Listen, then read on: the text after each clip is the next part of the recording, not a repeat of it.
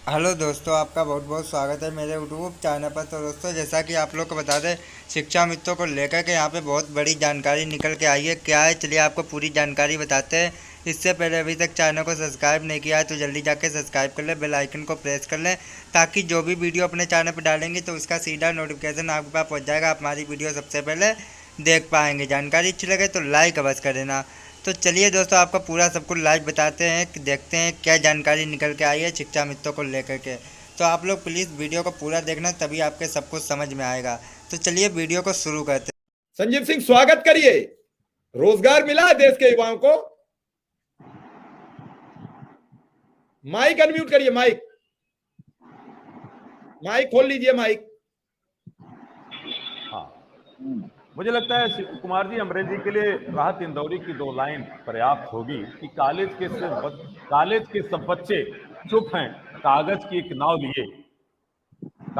नाव लिए चारों तरफ दरिया की सूरत फैली हुई बेकारी है।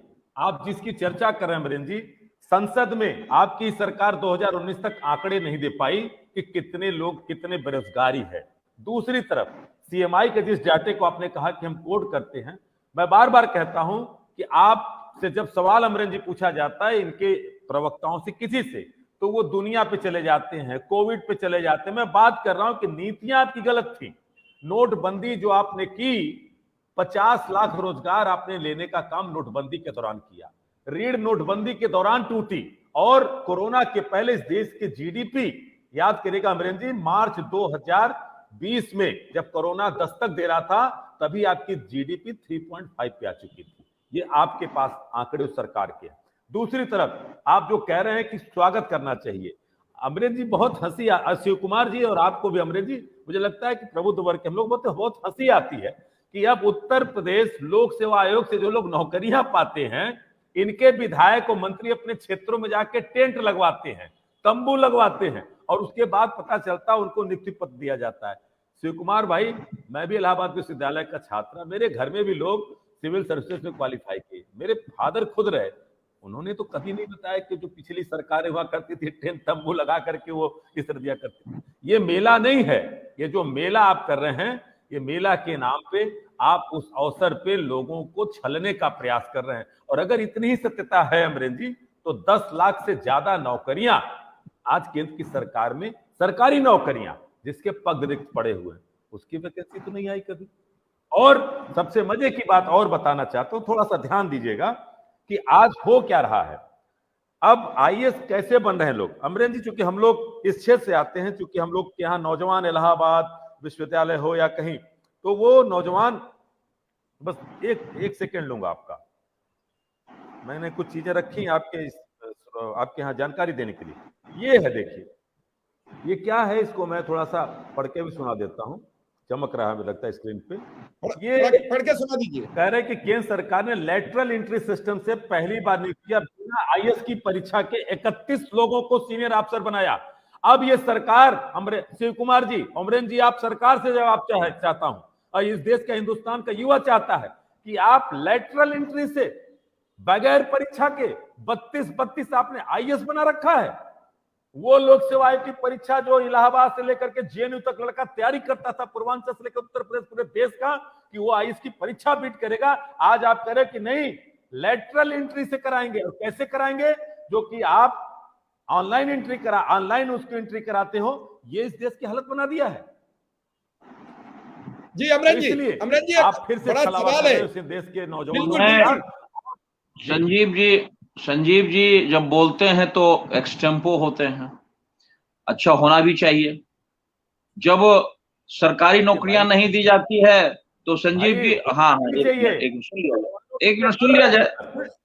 जब आप बोल रहे थे तो मैं तो नहीं बोल रहा था, जब आप बोल रहे थे तो मैं तो नहीं बोल रहा था। जब नौकरियां दी जाती है, सरकारी नौकरियां, तो आप कहते हैं कि भाई वो तो कंप्लीट कर गया था, उसको तो नौकरी में हो गया था, तो फिर नौकरी कौन सा दे रहे हैं। और जब इन नौकरियों की चर्चा हम नहीं करते हैं तो ये जोर जोर से चिल्लाते हैं कि भाई सरकारी नौकरी कहां दे रहे हैं, ये तो प्राइवेट नौकरी दे रहे हैं, ये तो प्राइवेट नौकरी वाले दे रहे हैं। ये दोहरा मापदंड नहीं चलेगा। ये तो तय है कि सरकारी नौकरियां रिक्रूटमेंट के माध्यम से बनेगी। जो मानक है उनमें compete करके जो लोग आएंगे उन्हीं माध्यम से सरकारी नौकरी मिलेगी।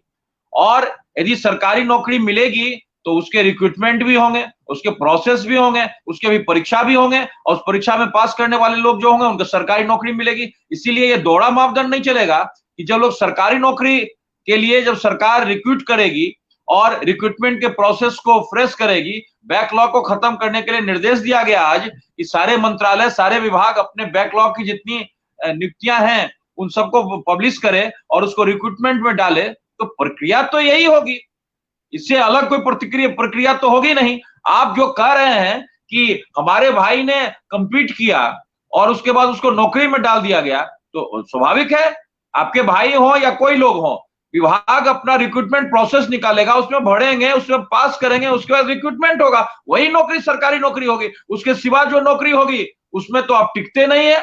उसके सिवा नौकरी तो हम कह रहे हैं कि रोजगार के अवसर पैदा करेंगे, प्राइवेट नौकरियों को लाएंगे, तो उसके बारे में तो आपके एमपी क्वेश्चन करते हैं हाउस में, कहते हैं अरे ये नौकरी नहीं, सरकारी नौकरी कितना दे रहे हैं उसका आंकड़ा दीजिए। के बारे में मापदंड नहीं चलेगा। एंट्री के बारे में देश का युवा जानना चाहता है, जो डायरेक्ट आईएएस आप बना रहे उसके बारे में थोड़ा बताइए। डायरेक्ट आईएएस वाला जो बात आप कर रहे हैं वो प्रक्रियाधीन है, उसके बारे में अभी स्पष्ट कोई सरकार का निर्णय नहीं है, इसीलिए उसके बारे में चिंता नहीं करें। गलत बोल रहे हैं। हमारे साथ आदरणीय सुरेंद्र भाई जुड़ चुके हैं, मैं उनका स्वागत करता हूं और अभिनंदन करता हूं। और हमारे साथ शिक्षा मित्र संघ के खेम सिंह चौधरी हैं और विक्रम सिंह हैं। ये दोनों वो लोग हैं जो 2 लोग हैं, 2 लाख लोग हैं, वेट कर रहे हैं कि सरकार आएगी और कोई हमें। संजीव जी कुछ दिखा रहे हैं, संजीव जी की बात हो जाए पूरी, पहले संजीव जी बता दीजिए। वो डायरेक्ट आईएएस का कह रहे हैं, डायरेक्ट आईएएस का कोई भी अभी फैसला नहीं हुआ है, वो प्रक्रियाधीन है, वो सिद्धांत में है। गलत बात। अमरेंद्र जी, आप प्रधानमंत्री जी का अनुसरण करके न बोले, यहाँ पे कम से कम हम सच तो बोल लें। ये देखिए, ये सीधे चमक रहा होगा, ये सीधे लिखा है, मेरी बात नहीं, हिंदुस्तान टाइम्स का ये न्यूज है। बिना आईएएस की परीक्षा दिए 31 लोग बने सीनियर अफसर। आप करें हुआ नहीं। अरे आप 1 मिनट में स्पष्ट कर देता हूं, बिना आईएएस की परीक्षा दिए तो सभी राज्यों में आईएएस बन रहे हैं, ये कौन सी बड़ी बात है। वो यूपीएससी कंप्लीट करके आए हैं, बीपीएससी कंप्लीट करके आए हैं, और उसको सरकार 1 मिनट रंजीव जी जिस बात को स्पष्ट करिए, ऐसे झांसा में नहीं चलता है। तो वो बिना आईएएस बनाने लगे, मामला रोजगार का था, वो प्रोविंशियल सर्विस में लोगों, आप बात को गुमराह मत कीजिए। प्रोविंशियल सर्विसेज में जो आते हैं उनको आईएएस में प्रोन्नति दी जाती है, और बिना आईएएस संजीव जी आप गलत जाते हैं। डॉलर खुद स्ट्रांग हो गया, रुपया कमजोर हुआ, आप कह रहे हैं रुपया गिर रहा है, आप गलत जगह जाते हैं। रोजगार की बात आती है तो आप कहते हैं रोजगार जनरेट नहीं करते, अब रोजगार देने की बात आई तो फिर आप सवाल करेंगे। भाई डॉलर भी, ये तो कहा जा सकता है कि डॉलर दमदार हो रहा है, ताकतवर हो रहा है। हर समय आप ये कहते हैं रुपया गिर रहा है, अभी तो कहिए कि डॉलर ताकतवर हो रहा है। नहीं शिव कुमार जी, उसका एक सच ये भी है कि संसद में ही भारतीय जनता पार्टी के सम्मानित सांसद ने भी कहा कि फ्री में राशन बांटा जा रहा 80 करोड़ लोगों को, ये कम है क्या। और इतना बांटते कि जो भारत 2014 में ग्लोबल हंगर इंडेक्स में 55वें स्थान पे था, इतनी तरक्की कर गई है ये भारत की 121 देशों में आज हम 107वें स्थान पे हैं, और हमसे ऊपर पाकिस्तान, बांग्लादेश, नेपाल और यहां तक कि तबाही में श्रीलंका, वो भी ऊपर है। और हम किससे ऊपर हैं? केवल अफगानिस्तान से। ये हमारी तरक्की है।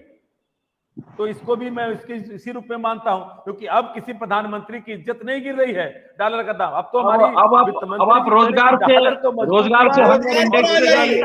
अब आप पूरे दुनिया घूमिए, इसीलिए कह रहा हूँ रोजगार पर चर्चा हो रही है, उस पर करिए। लास्ट लाइन कंप्लीट कर देता हूँ। अरे संजीव जी, अच्छे कामों की सराहना भी कर दिए, अब आपने डॉलर घेरा, डॉलर पे बेचारे ने कहा कि डॉलर बढ़ गया।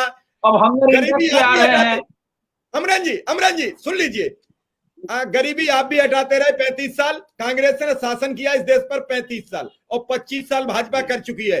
आप दोनों ए और बी हैं, कोई किसी पर आरोप ज्यादा नहीं लगा सकते। ये बात कुछ जगह हो सकती है, न गरीबी आपसे हटी और न इनसे हटी, ये भी राशन देकर गरीबी बढ़ा रहे हैं। गरीबी हटाओ के नारे पर ये गरीबी हटाओ के नारे पर ही केवल नारे पर चले आए थे एक बार सत्ता में, इनको पता नहीं होगा। इंदिरा गांधी ने एक चुनाव ही लड़ा था गरीबी हटाओ पर। नहीं, आप राशन पर लड़ रहे हैं, आप राशन के भाषण पर लड़ रहे हैं, राशन के बर्तन पर चुनाव हो रहे हैं, दोनों लोग बराबर हो। आप तो पूरी दुनिया, हमने राशन दिया है, पूरी दुनिया हमने राशन दिया है। उन्होंने तो गरीबी हटाओ का नारा दिया था और एक बार सत्ता में चले आए। हम तो राशन बांट के यदि सत्ता में आ रहे हैं तो उससे अच्छी बात है ना। थोड़ा बहुत चलिए ज्यादा सुरेंद्र सर, प्रधानमंत्री जी के इस काम का हम सराहना करते हैं कि कल 70,000 लोगों को नियुक्ति पत्र बांटेंगे और सराहना करनी चाहिए क्योंकि रोजगार की चर्चा थी। आवाज नहीं। तो चर्चा हो रही थी रोजगार की।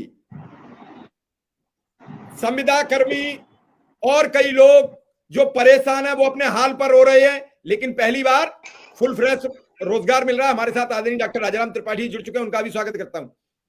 सुरेंद्र सर, संजीव जी अपने आंकड़े गिनाएंगे, वो बिल्कुल सटीक बात है। अमरेन जी अपने आंकड़े देंगे, लेकिन एक पत्रकार तो जमीन के आंकड़े देगा कि आखिर जमीन पर क्या हो रहा है। क्योंकि डॉलर की बात आई, हमारी वित्त मंत्री ने कहा डॉलर मजबूत हो गया। उनसे प्याज पर सवाल किया तो उन्होंने कहा हम खाते नहीं है। अब मैं अमरेन जी आप पे क्वेश्चन नहीं कर रहा हूं, मैं जनमानस की बात कर रहा हूं क्योंकि करना भी बहुत जरूरी हो जाता है। अब रोजगार आया है तो उसका स्वागत तो कर लेना चाहिए। आप किसी के सवाल का जवाब जब आपको मिलता है तो उसका जवाब देते हैं। तो रोजगार आप बांट रहे हैं प्रधानमंत्री जी, मैं तो स्वागत करता हूं। 70,000 लोगों को तो कल रोजगार मिलेगा, तब जब 7 वर्ष में 7 लाख लोगों को मिला हो तो 10% मिल रहा है। संजीव जी स्वागत कर दीजिए। एक दिन में 10% लोगों को मिल रहा है, जब 7 लाख लोगों को 7 साल में मिला। आप फिर भी नहीं स्वागत करते हैं। आप अपने परसेंटेज लिखे बैठे 0.2535। 7 लाख लोगों को 7 वर्ष में मिला हो, 70,000 को अगर एक महीने में मिल रहा है, फिर भी आप स्वागत करने को राजी नहीं है। ठीक उसी फिल्म की तरह कि अब तो एसी लगवा दिया, फिर भी आप गर्मी में आ रहे हैं जॉली एलएलबी की तरह। तब तो कम से कम ठंडा जाइए। तो दोस्तों बस यही जानकारी थी। अगर आपको अच्छी लगी हो तो लाइक कर लेना, चैनल को सब्सक्राइब कर लेना, ताकि आप लोग को इसी तरीके की रियल एवं स्टिक जानकारी आप तक पहुंचाते रहेंगे। आप हमेशा अपडेटेड रहेंगे। जानकारी अच्छी लगे तो लाइक